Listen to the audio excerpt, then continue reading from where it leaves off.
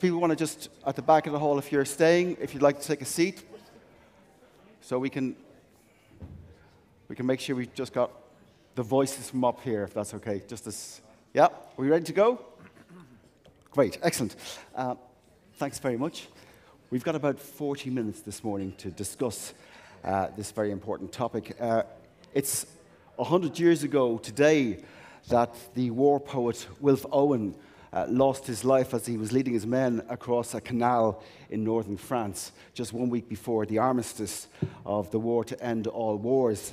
Out of that war and the Second World War came a commitment from across Europe to try to make sure that this never happened again. And what came out of that was the formation of the European Union.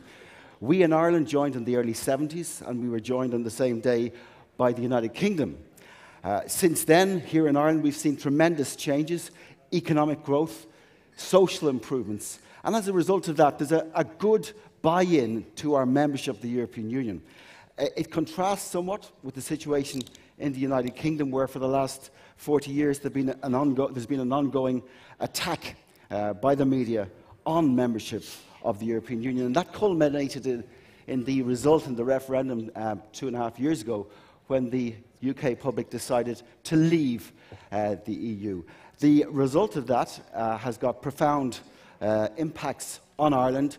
The Labour Party did a study 2 years ago looking at how we would be impacted.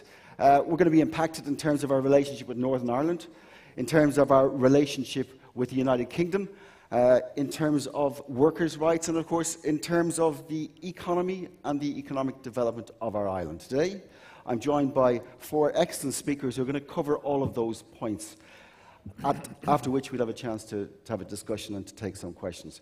My first speaker today is Stephen Pound, MP for Ealing North. When I looked at Stephen's background, because when you're the chair, you look for a few words to say about each of your panellists, and quite often it might be difficult to get a paragraph out of it. Well, Stephen, I could write a Netflix series on you, I think. A fascinating Breaking Bad. And I think one of the benefits of your lifetime experience is that you bring a certain perspective to the whole Brexit debate. Stephen is a shadow minister for Northern Ireland. Many of you will have seen his contribution on Channel 4 from the UK Labour Party conference in Liverpool, when it was clear that he's probably perhaps the only UK politician who gets the issue of the border. So I'm delighted that you've joined us here today, and I'm looking forward to your contribution.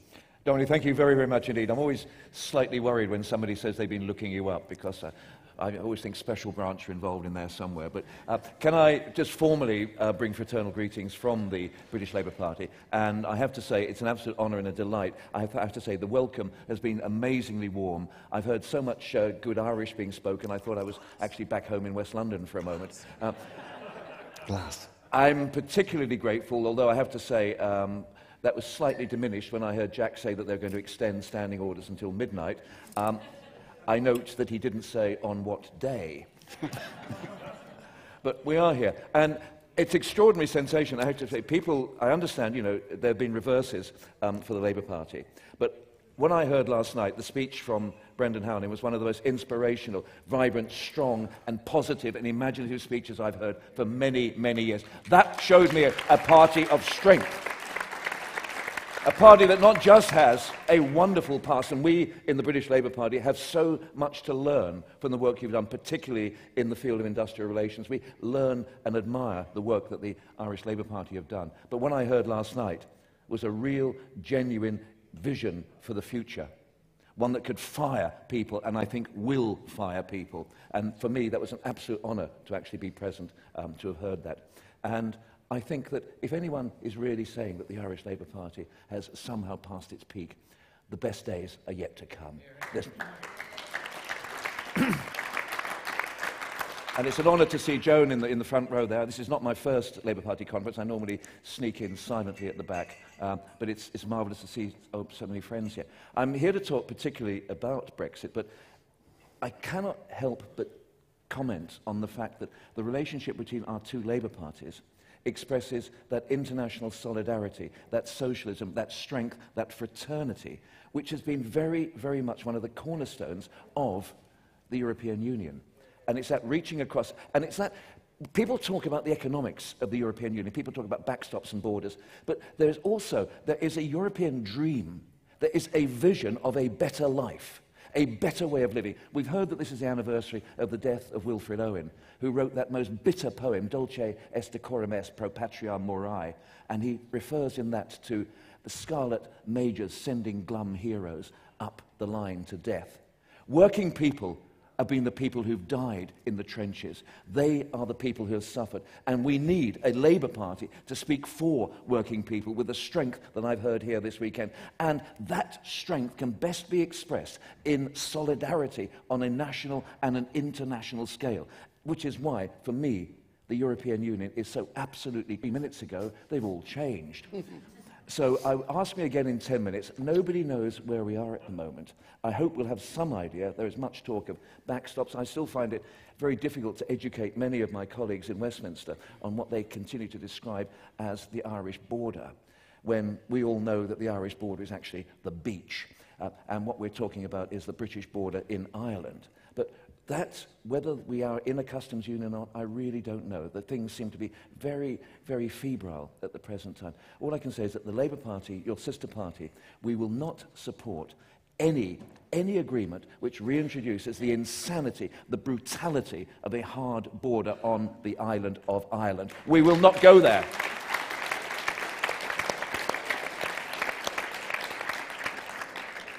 What we will do is work together with our sister parties for the best possible deal that we can get that will protect the fundamental human rights, the civic rights of working people throughout Europe.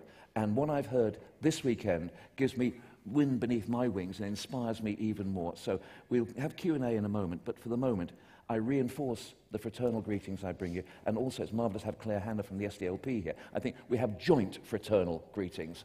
Thank you all very much indeed for making me so welcome. And please, God, we can get through the insanity, this madness of this ghastly, bloodletting Brexit process and somehow return to what we all agree with, what we all want to see, and that is a solidarity, an international strength, a coming together for those simple, common, basic human rights expressed so well here today. I salute you for your work. I will work with you, and dear God, I hope we can triumph. Thank you very much. Thank you very much, Stephen. Thank you. And before I forget, the chair, Jack O'Connor, asked me to just say that, Claire, he hadn't realised you were in the room when he spoke earlier, and he wanted to extend his fraternal greetings to you. Our next speaker, ladies and gentlemen, is Lorraine Mulligan.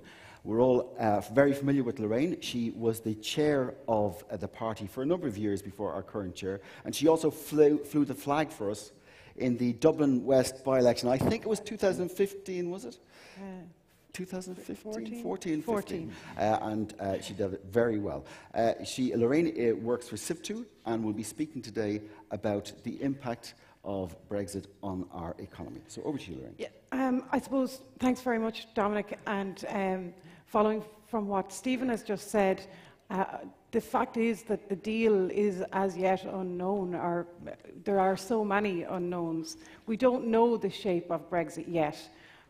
But there are indications coming that it may be a soft Brexit. The most recent state of affairs is that it looks like a light customs union between the EU and the UK.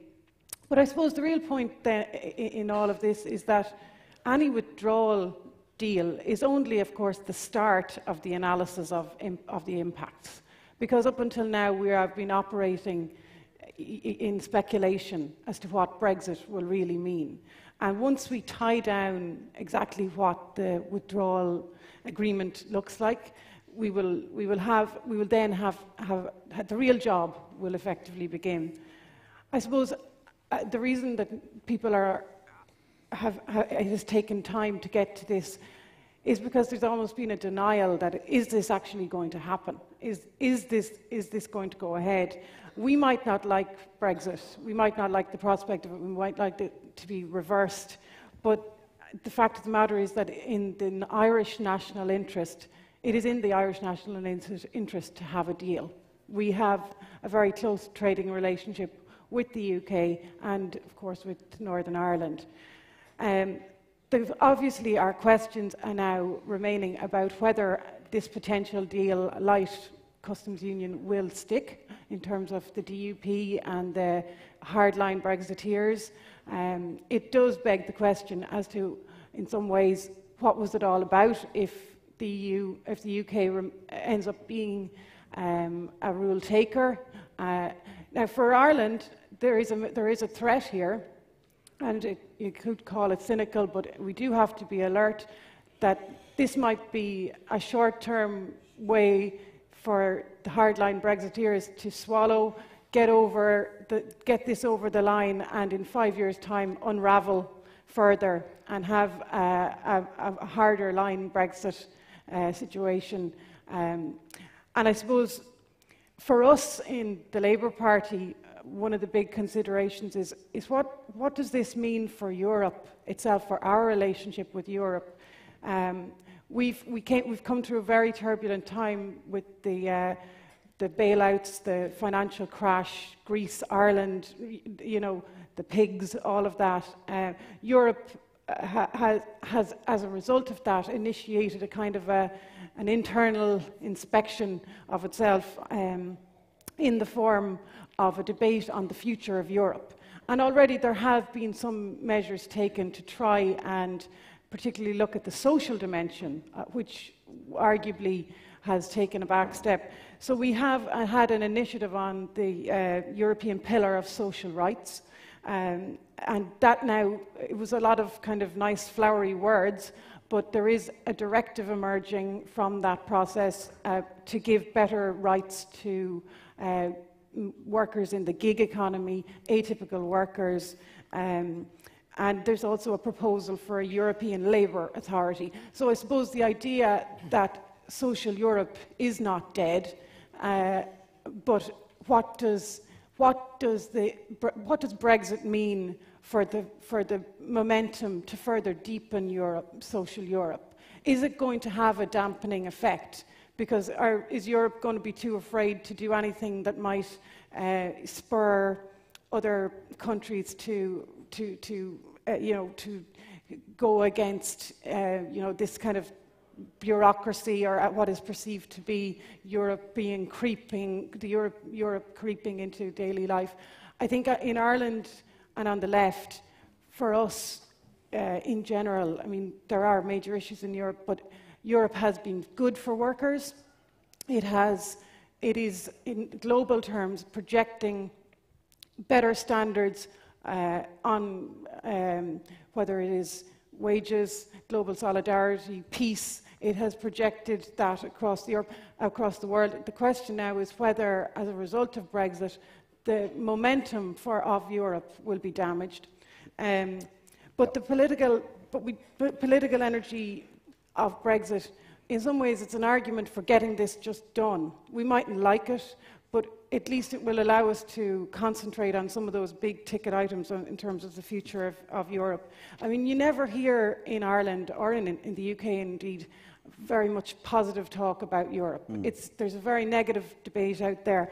But as a left Labour Party, I think we need to make sure that we hold on to what is, and develop and use this as an opportunity to strengthen social Europe. And just, I would say as well, as I said, this is only the start of the analysis, because if we do get a withdrawal deal, then comes the real analysis, sector by sector, as to what are those impacts. I mean, we do have some notional figures about job losses on the basis of a hard Brexit. It's an ongoing piece of work, isn't it? Yeah, up to 50,000 jobs if it was a hard Brexit or no deal. But the real work will go into sector by sector, looking at how we can prepare, and that will really be important for the social partners, for trade unions and employers to negotiate our way through this, because unfortunately we might like it, but it is becoming increasingly obvious that it is going to happen. And that's a very good point, Lorraine, on which we can hand over to our next speaker.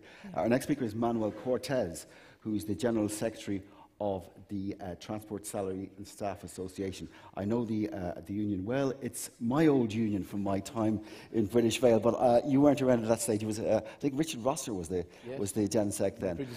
That probably dates me. But today, Manuel is going to talk about the impact on union members. He has a unique distinction. Well, probably not unique, but you represent union members in Ireland and the UK. Yeah, I think it's 23,000 members you have. We are an Irish and British union. Irish and British. So you see the situation from both sides of the Irish Sea. So what do you think? What do you think is going to happen, and how do you think your members are going to be impacted? Well, I think the first thing I want to say is thank you very much for having me here today. I am delighted to be back among so many friends in the Irish Labour Party, because I missed the conference last year, but I was delighted to be back this year. And you know, I know it's early in the morning, and so you're going to pardon my language, but a Tory MP, very aptly, a few days ago, was asked to describe his own party and May's government. And he said it was a shit show. And nothing has been more apt, no word has been more apt than to describe the current state of negotiations. Because what's happening in Britain is that there are negotiations, but not with Brussels. They are within the Tory party and the different wings of that party. And hence why 2 years on from a referendum, we still have no deal, even though there's news breaking that there might be one on the radar. You know what? The view of my union, because we are an Irish and a British union, from the start has been very clear that this is not something that will benefit working people. We were the first union in Britain to come out and say that we had to rethink what had happened in that referendum. We also understand that just staying in Europe is not enough, because the reason that many people voted to leave the EU is because they rightly felt they had been left behind. But that wasn't the fault of the EU, that was mainly the fault of politics in the UK, because we had austerity, and we also had years and years of neglect of our former industrial strongholds, that when the factory left the town or the factory left the city, there were no jobs that would pay the same for those people to go into. But that is homemade, and somehow this found itself becoming an issue around why people voted for Brexit. There's more and more research now showing that austerity itself, since the Tories took over, was a major determinant of why people voted for Brexit. But the reality is that if we leave the EU and we have a negative economic impact, we're going to have austerity on steroids. And the people who are going to pay for that will be the very same people that sadly voted to leave the European Union. And I tell you, because I'm a socialist, I'm an optimist, we haven't left Europe yet. And as long as I have any blood running through my veins, I will be fighting to reverse that decision. Because that is the only outcome that can be good for working people. Let's not forget this, that the Tories didn't want us to leave Europe because it wasn't socialist enough. They wanted us to leave Europe so they could have a race to the bottom and get away with smashing all the protections that working people have got. And it's not just about workers' rights, important as that is to me as the leader of the trade union. You know, as a union leader, I am not in the business of giving our members' rights away. But it's not just about that. It's about food standards. It's about environmental standards. It's about regulation in general. These people want to live in a world where there are no rules. That's the kind of world we want to create, they want to create. And we as socialists stand against everything that these people stand for. For me, the fight against Brexit goes beyond staying in the EU. It's about what kind of world do we want. You know, I cannot believe that I have become one of the most vocal voices in Britain in favour of staying in the EU. Because like many of you in this hall, I've been very critical of many aspects. I was here yesterday when you had your debate, rightly so, on refugees and what's happening within Europe. You know, we're not taking responsibility for these people.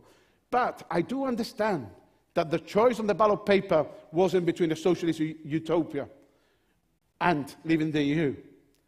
The choice on the ballot paper was leaving the EU and getting something that was going to be far worse for working people. And as I said, I think that the result can be reversed. We have been campaigning very strongly, and actually our campaign started when our delegates from Ireland came over to see me and told me what a disaster it was going to be for this island, and in particular for the peace process and the Good Friday Agreement. The idea that you can erect any kind of hard border in this island is ridiculous. We cannot go back to the past. It wasn't a good past. It was a terrible past. I thought we were all moving forward, and British and Irish people were finding a new relationship going forward. We cannot draw ourselves back into a potential conflict in the island of Ireland. And look, I'm going to finish because we haven't got a lot of time left. All I say to you, keep the faith. We can stop this, and we will be fighting every inch of the way. The Tories are going to struggle to get any kind of deal through that Parliament. The Labour Party will be voting against any kind of deal because it will never meet our 6 tests. The 6 tests that the Labour Party have got are excellent. They cannot be met. So they're absolutely fantastic. They cannot be met. The exact same benefits of being inside the single market. How can you do that when you leave? You can't. It's impossible. So I support the 6 tests. But the fight is going to be to try, because I think this cannot be settled in Parliament either. You know, Stephen will know more than me about this, but there is no consensus in Parliament for any kind of Brexit. Hard, soft, no Brexit. So actually, I think it's going to have to be put back to the people again. Thank you very much, Manuel.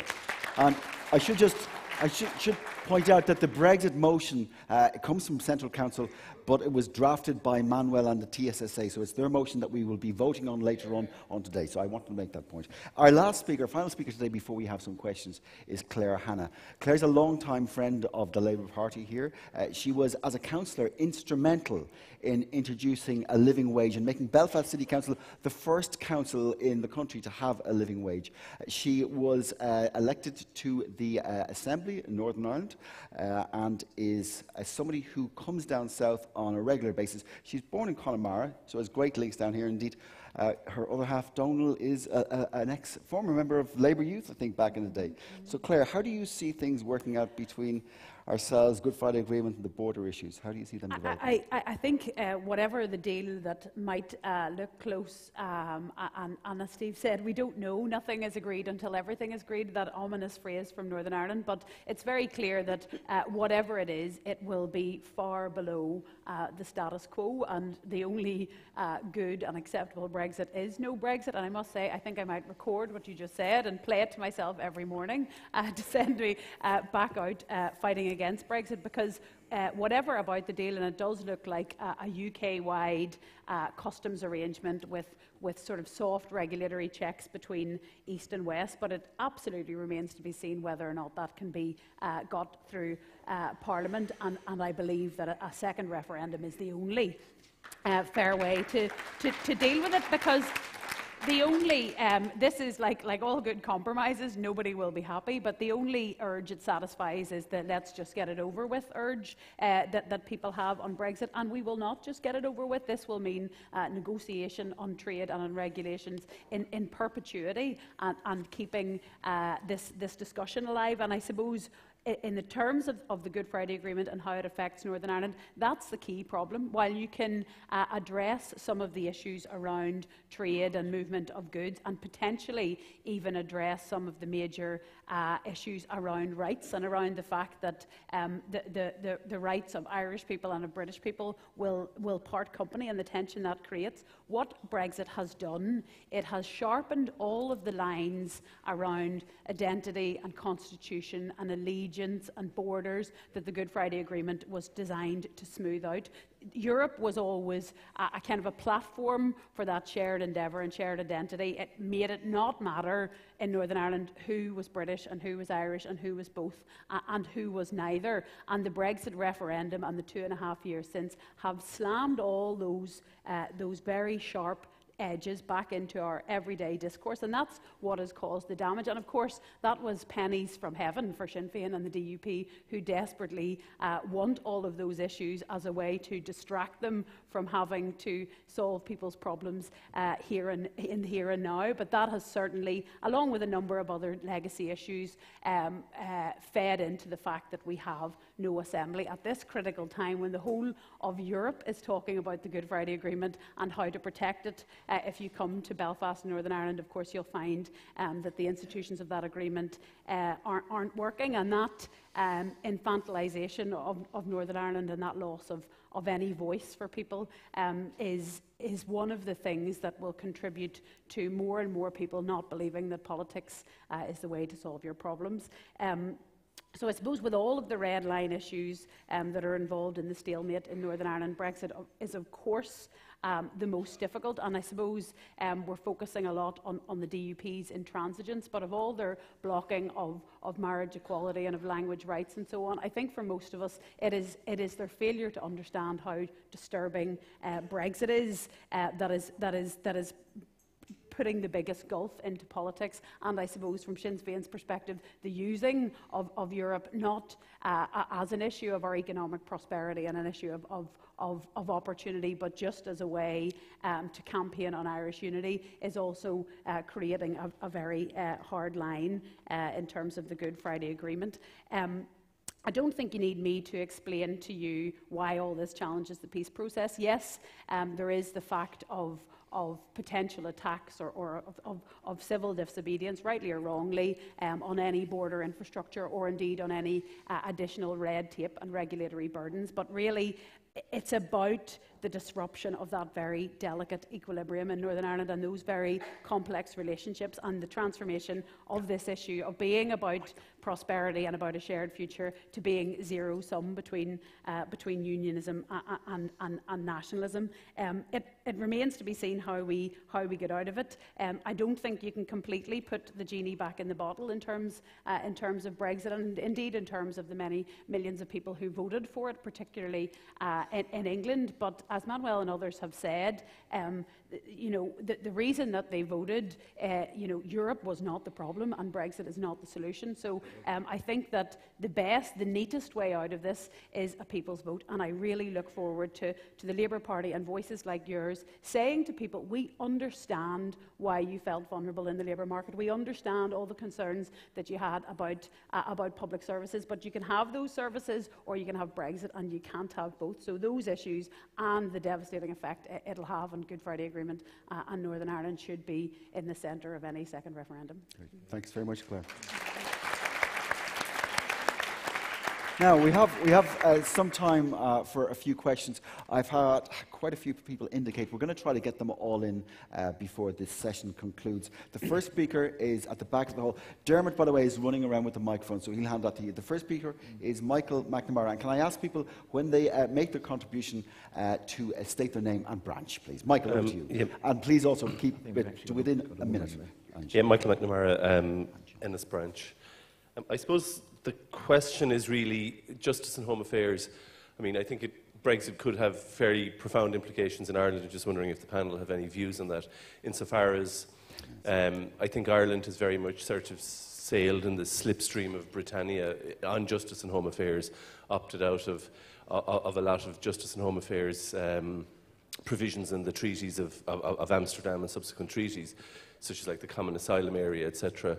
And I just wonder, is that, I mean, there's a lot of discussion of the implications of Brexit for taxation, corporate taxation, digital taxation, etc. But is that Irish opt-out feasible in a post-Brexit scenario? I mean, can Ireland be the only outlier? Great.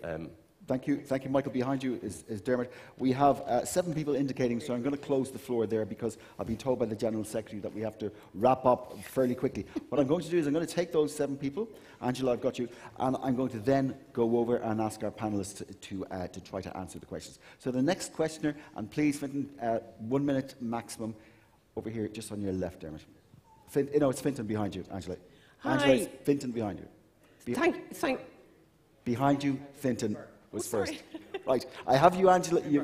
I'll come to you in turn. That's okay. Yeah, my name is Finn Bergini, Donamead branch, Dublin Bay North. I think we need to give far more attention to the internationalist approach of the socialist movement and make links with our colleagues in Germany and France, Italy and other countries where we have a socialist movement. I'd like to hear more about involving them and the European trade union movement. Brexit is a thoroughly reactionary right-wing movement from start to finish. Even though workers voted for it, it's led by extreme right-wingers like Farage, Boris Johnson, Rees-Mogg, Ian Duncan-Smith. We need to recognise that a lot more. It's a right-wing movement which is a lot in common with what's happening in Hungary, in Poland, in Italy, of course Trump, in America and Brazil. It's a right-wing movement that's affecting us, and that needs to be recognised, and we need to form links. And there's too much focus in Ireland on how it affects Ireland solely. And some people are celebrating the fact that English workers will lose their jobs because industries will shift and come over here instead. And that's saying it's an advantage to us.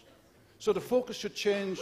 We're an internationalist party, we're a socialist party, and the focus should change. Now, I'm interested to hear the comments, particularly from Britain, of our links and the way in which we can use these links with the European socialist movement and with the European trade union movement to raise questions like a minimum wage, public services, conditions of work, health and safety, how these can be protected by the involvement of the socialist parties and the trade union movement. And there was a time when the majority of EU governments were socialist governments. And I'm looking forward to the day when that's going to come back again. Yeah. Thanks, Finbar. The next speaker is at the very front on the left, Dermot, and it's Sean O'Hagan.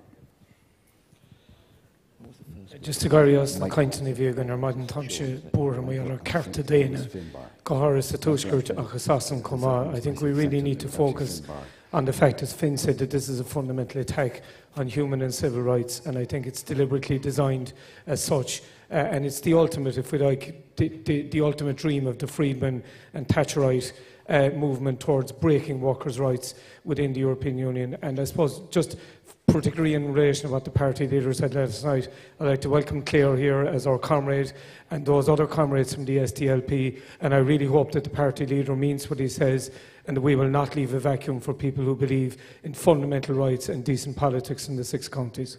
Thanks, Sean. And indeed, we're joined in the audience today by the International Secretary of the SDLP and by, I think, the Chairman of the SDLP Youth there. So you're very welcome, both of you. The next speaker is this gentleman here.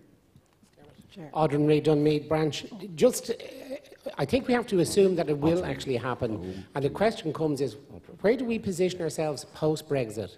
A lot of the focus has very much been on just on the border issue, but actually the integration with Europe, the speed it will actually go at after Britain, we've nowhere to hide behind the kind of liberal liberal economic model that Britain has had once they're gone. So how can we get our relationship with Britain and our relationship with the EU after? Thank you very much.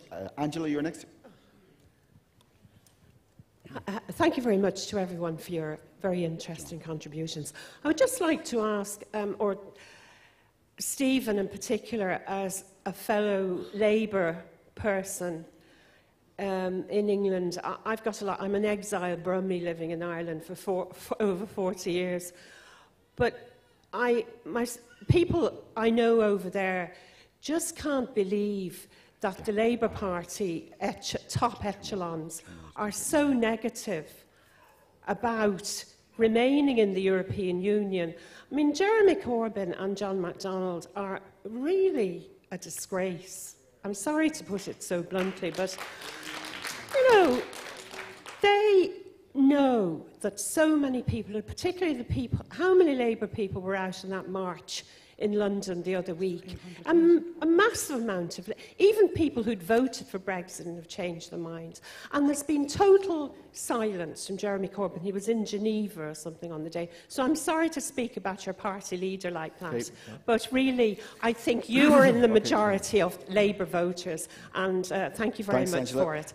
If you could just hand the mic to the gentleman behind you. Yep. Thanks. And then the final speaker will be at the front, John. John O'Brien from Drumcondra, Glasnevin branch. I'd like perhaps to just direct 2 questions following on from this colleague's comment about the British Labour Party, and I'd like to address this to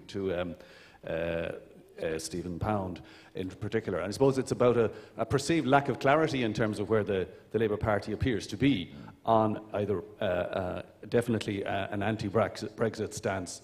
And unfortunately then, if I can address my comments to To Claire from SDLP. We're actually under time, John, so yeah, a question. just very, very quick question, and it may quickly be odd asking SDLP a similar question, but is there any groundswell of opinion in north of the border in getting Sinn Féin to step up to the mark on this particular question and standing at Westminster to go against Brexit? Thank you. Thanks, John. Our final speaker is also John Feely from the front here. Thanks, Dermot. Thank you, Chair. John Feely, Leitrim branch, and for a spell in the 60s, a member of the Northern Ireland Labour Party. Now, the two issues I want to raise: health and jobs. As a border county, there's been a development occurring, particularly with Auchnagelvin Hospital in Derry and Dairy London Derry and Donegal. So that development, and there was potential developments with Enniskillen hospitals. We need to keep that going in some form, shape or form, even after Brexit. Then on the jobs front, we've had quite a few good developments occurring with EU funding, like OMA and Carrick-on-Shannon. We've got a lot of EU funding on the jobs initiatives. So that, even after Brexit, we have to retain some format of linking, because the border, in my head, is now just in my head, and I prefer us to see that if we can have our jobs and our health services, we're all united as one people. Great. Thank you very much, John. We're going to go back to our panellists now. We're going to do it the other way around this time. So I'm going to start with Claire and work our way over. There were a lot there, and if I answered There were them indeed. all, we would have Try to pick the ones that you think are best to midnight suited to. and beyond. But I think the general issue about Brexit unleashing the forces of the right is correct, and that's why. And I share the frustration about the Labour Party's handling of this in a lot of respects. I think in its kindest, it can be summed up as don't interrupt your enemy when they're making a mistake, and I think that's what some in the Labour Party are thinking. You know, allow Brexit to be totally ballsed up and then come in on the back of it, but that's far too much of a scorched earth. That's far too much of a scorched earth approach to me. And while, Emmanuel, you put it very well, that it wasn't a choice between a socialist utopia and the EU, and I'm frustrated with the Lexit analysis and criticism of the EU, because all of those criticisms can equally be applied to the nation state, and we're not in any way saying that the EU is perfect, although it is a product of its elected representatives from the member states, but it is impossible to see how handing the reins to the deregulators and erecting more borders are going to improve life for any of those people. The other questions as regards the SDLP in the North and realignment, I spoke about those hard lines to give you the context, and the context is polarisation. It is the fact that at the best of times our politics are dominated by the green and the orange. At the best of times we are in an up and down assembly. It's very difficult to be a full-throated social democrat when you're just tinkering around with your block grant. It's very difficult to be a party of Labour when trade unions can't affiliate for obvious reasons. And it is very difficult to be told that having a view on the constitutional question is sectarian. This is a room full of political people. We have views on everything from space travel, the speed bumps and the European Union, and to say to people in the North that if you have a view on the constitutional question you're being sectarian is insulting. So I say all this just to outline the context. Our party currently has no platform. We're 22 months without a government. We will be at a minimum 12 more. There's no great movement among people for that to change. There's no fresh political air. So that's the context why some people are thinking about realignment. Yep. I don't agree with it. I support the John Hume analysis. If the problem has not changed and the problem is division and a lack of a shared platform for politics, then the solution has not changed, and that's what we need to provide. So that's the context of the existentialist crisis that a lot in the SDLP are feeling. I am firmly of the view, and I know many of the others are as well, that Fianna Fáil does not solve those problems. It does not solve our problems of of division. I know my voters, a growing portion of whom would not be traditionally of a nationalist background, they're not voting for the soldiers of destiny, the people who are newly interested in Irish unity. And we can't ignore, Democratic Ireland needs to own the fact that very many moderate nationalist and centrist people, including moderate unionists, want to get as far away as they possibly can from the toxic English nationalism that has caused Brexit, and that has changed the dynamic, and Democratic Ireland needs to own it. But those people will not be voting for any sort of dancing at the crossroads sort of Ireland. They're voting for a modern, open economy of the type that you have tried to build. And as we look at the challenges around renewable heat incentive and good governance, I don't believe that Fianna Fáil solves it. But I want to give you that context, and there are many people within the SDLP and in other political movements and people who are non-aligned who still see the need for politics of the left in a non-sectarian platform. That's good to hear. Irish Labour is not the solution. British Labour is not the solution. It will have to be, as the SDLP was, a manifestation of those in Northern Ireland. But I look forward to working with you all to try and create that if we have to. Thank you, Claire. Thank you very much. Manuel. You know, I want to start off by saying that the Brexit bag is clearly now out of the bag. Jacob Rees-Mogg, who supported Brexit, said that it will take 50 years to see the benefits of Brexit. Perhaps for someone who's 3 centuries behind the rest of us, 50 years is not a long time. But for the rest of us, that is a lifetime. It's a nonsense. And just to pick up on the point of the comrade at the back about internationalism, our union takes that very seriously. So we have worked very closely with comrades in Zimbabwe who've been going through a terrible time. We always bring international speakers to our conference, but what we are actually seeing in this world is that the people who want to build walls rather than bridges are winning. Look at Trump, what he's doing in America. Look at what's happening in Hungary. Look what's happening across all over Europe. And I say this, and I say this very strongly, because sometimes we in the left fall for some of these traps and start to argue for immigration controls and other measures. If you give these people an inch, they'll take a mile. The only response we can have to these people is what we have done and always done. When they come out to peddle the hate, we confront them. And as many people went over from Ireland, from Britain, from America, from across the world, went to die and fight in Spain against a rising fascist tide, no pass around, comrades. Thanks very much, Manuel. You're right. Yeah. Can I just say, don't get me wrong, and I think everybody in this room completely would wish for a people's vote. I mean, to us, it's a no-brainer. It is the solution. It is what we want Stephen Brown to bring back to the UK Labour Party as the kind of the obvious solution, even if it is difficult.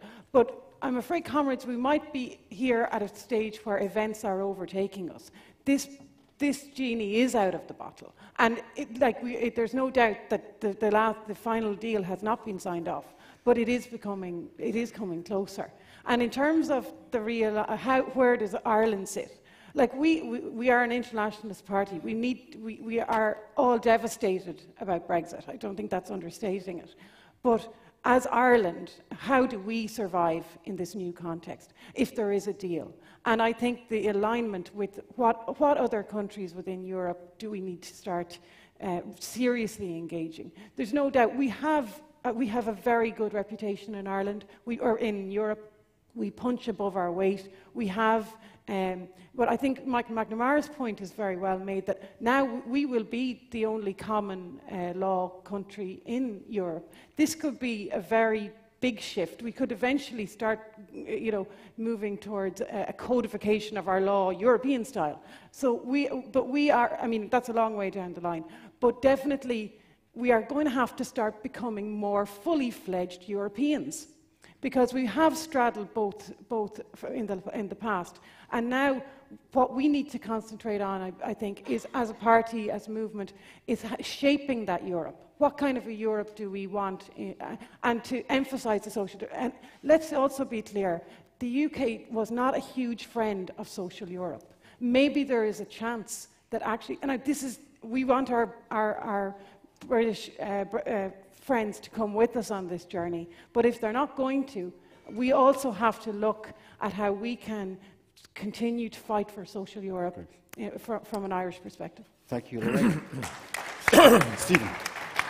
Can I apologise to Michael, Finbar, Sean, John, Angela, John and John for not responding to you all individually. I'm prepared at great personal sacrifice to hang around in the bar afterwards if any of you wish to discuss that, although quite clearly I could not accept a drink from you, unless you absolutely insist. But look, there's some incredibly important things. There are a huge range of unintended consequences from this ludicrous Suicide Act that the United Kingdom took in June 2016. One is the primacy of international labour, because we're going to have to fill that vacuum.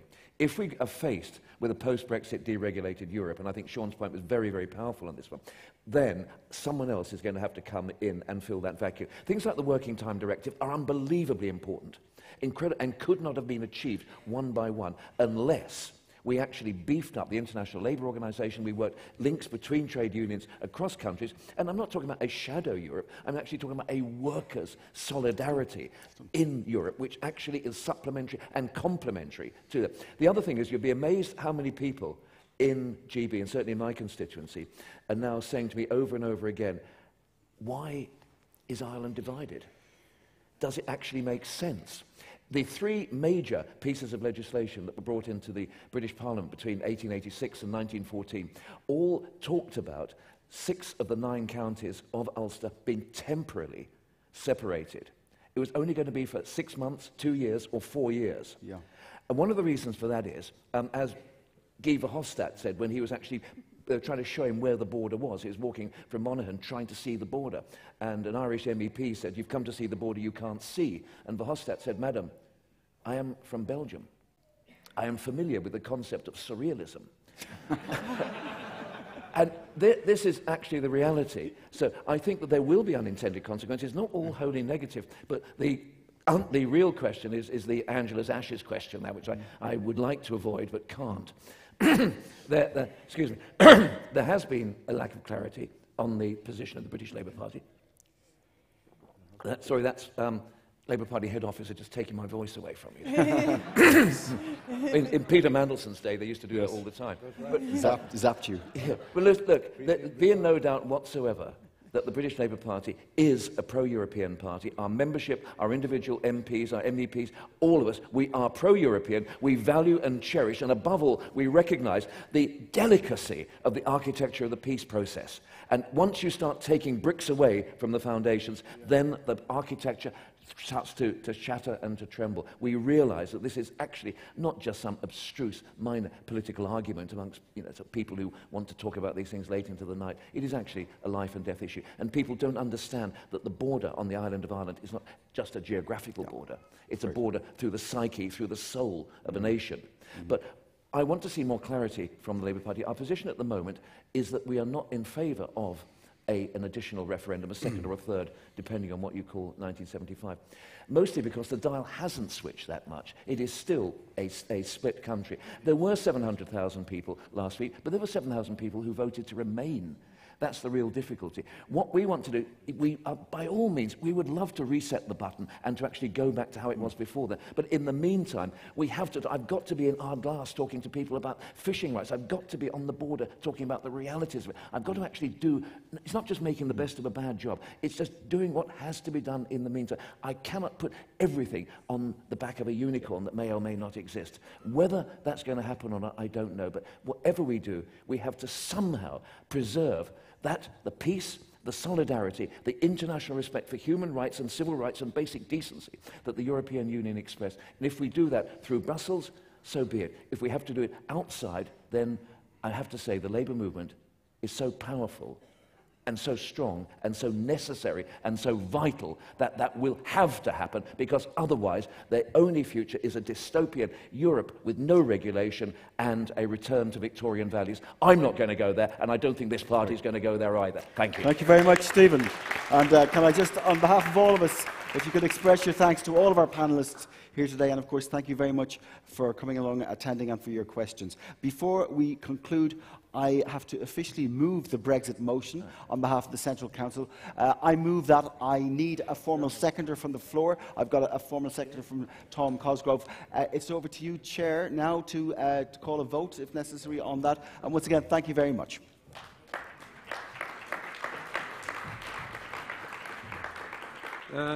Thank you, Dominic, and delegates. Motion number 91 is before the floor. We've had lots of discussion on it. I'm going to put it to the vote. All those in favour, please show. All those against. I declare the motion carried unanimously. And now we are proceeding